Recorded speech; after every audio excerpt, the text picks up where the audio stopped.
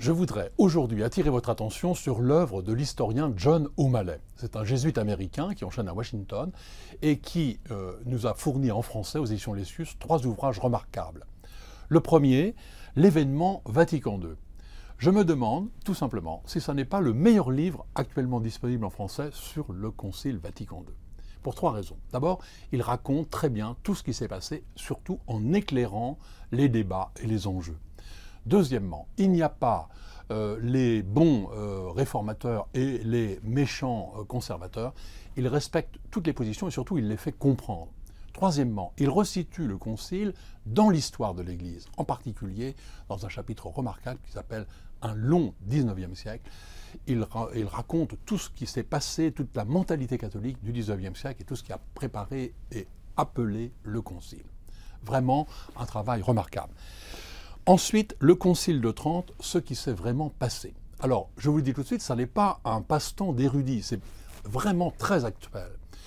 Tout le monde sait que le Concile de Trente est un événement important, essentiel pour l'Église, mais aussi pour toute la culture moderne. Mais est-ce que nous le connaissons si bien?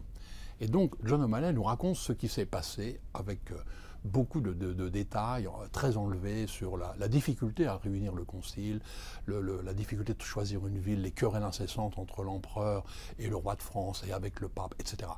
Il y avait très peu d'évêques qui faisaient partie finalement du concile. On a commencé avec 25 évêques.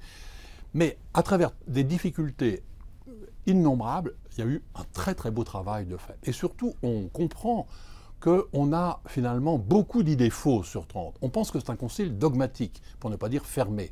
Or, en fait, on se rend compte que c'est un concile pastoral qui veut réformer l'Église très profondément en demandant en particulier aux évêques d'être présents dans leur diocèse et de prêcher. Ensuite, on pense que c'est un concile anti-protestant. Or, en fait, le concile était traversé par l'idée, bon, utopique un peu, de retrouver l'unité de l'Église. Et d'ailleurs, les protestants sont venus discuter à Trente. Mais j'insiste sur le fait que tout cela est raconté d'une manière extrêmement claire et vivante.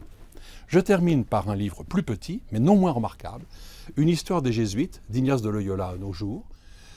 John O'Malley avait fait un livre plus important sur les premiers jésuites, qui est actuellement malheureusement épuisé en français, j'espère qu'il sera refait bientôt.